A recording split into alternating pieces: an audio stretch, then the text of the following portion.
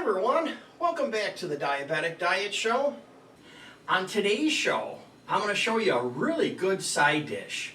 We're going to be using some cabbage and apples and some chives. This is one of my favorites, so stick around, we'll get started. The first thing I'm going to do is to get my vegetables ready as usual. Whether it's produce, you have to do all that first. So I have a cabbage, and I've cut the cabbage in half, and then I took the core out of the center. That's very bitter, you don't want to eat that. So I have that already done. Then I sliced up the cabbage into what we would call a shred. So about 1/4 of an inch wide, leaves you a piece like this. You just go ahead and run your knife down it, and you get these pieces like this.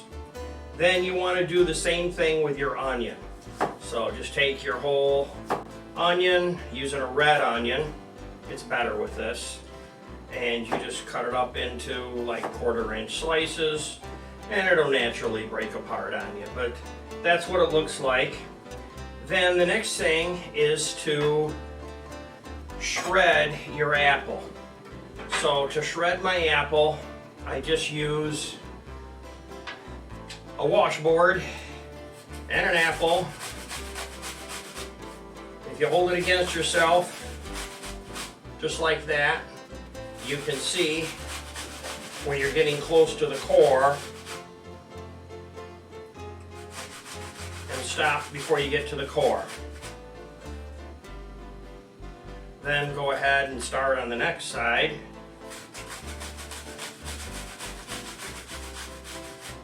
And now this apple is refrigerated too. That helps. It's a fairly fresh apple, so it's not soggy, and it's been refrigerated.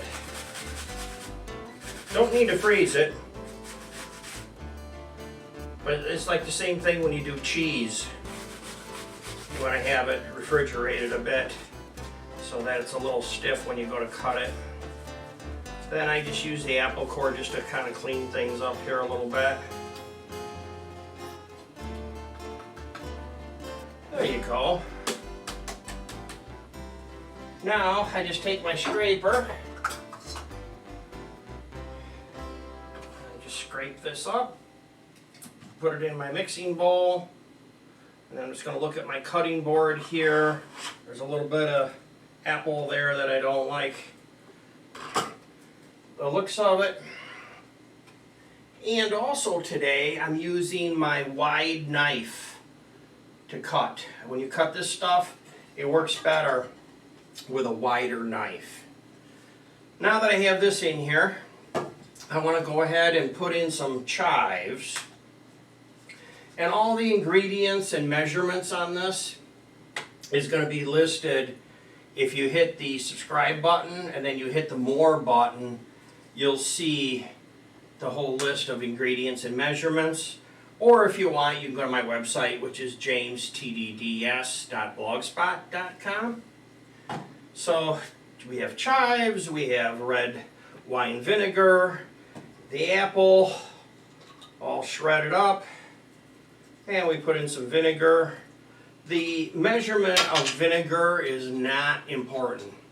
You just basically want to have enough in there where you can kind of cover the apples a bit, and you can just take any type of utensil, give it a stir for your apples, and it will be its chance to sit there and marinate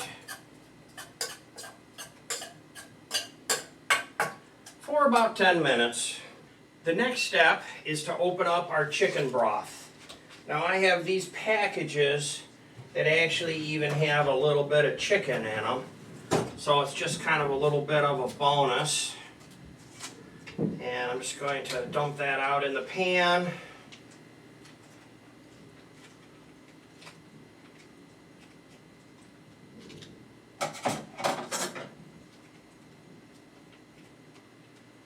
This one's fairly dry. Some of these I get, they have a lot more liquid to them.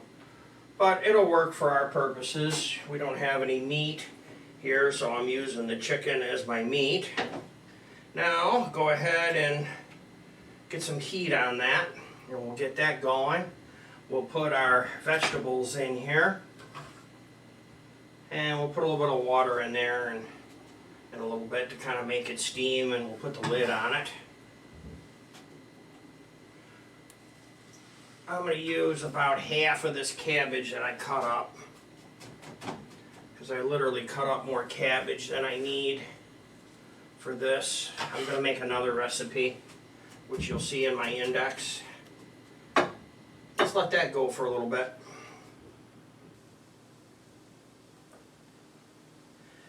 This is starting to heat up pretty good here.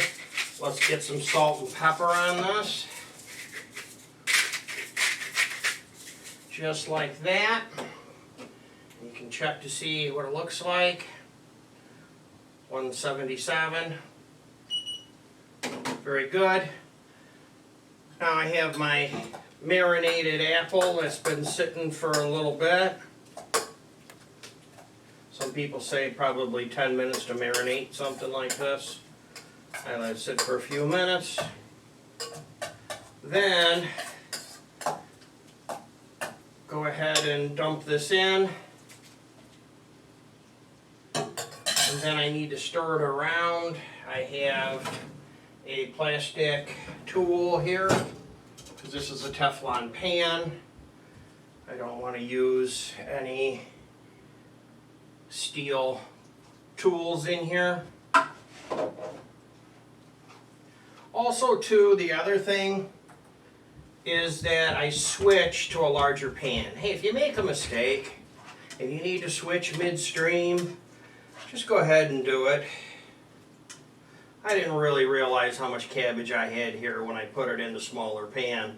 You know, those are my favorite pans. Those are my Ninja pans, and I kind of tend to use them all the time. But this is also, this is a Gotham steel pan, and I like this as well. And I don't get paid to tell you that. This is my hobby. I don't make any money on this. So, but this Gotham is one of my favorite ones also. So let's go ahead and throw a lid on as the next step. Going forward, I need about 3 minutes on a medium heat.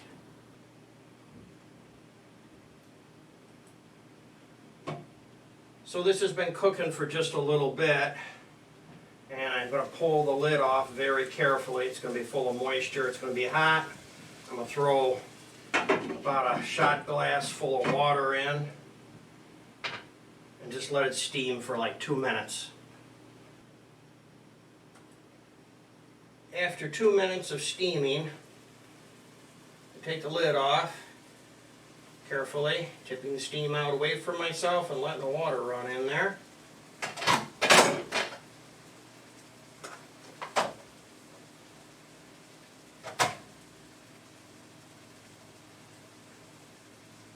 Looking real good. Let's go ahead and turn this off.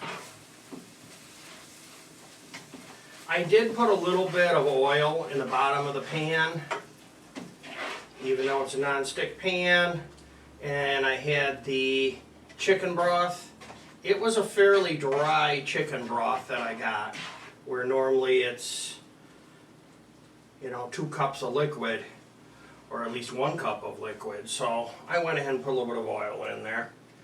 And then all we need to do is just pull this out. It's looking real delicious, and it smells real good too.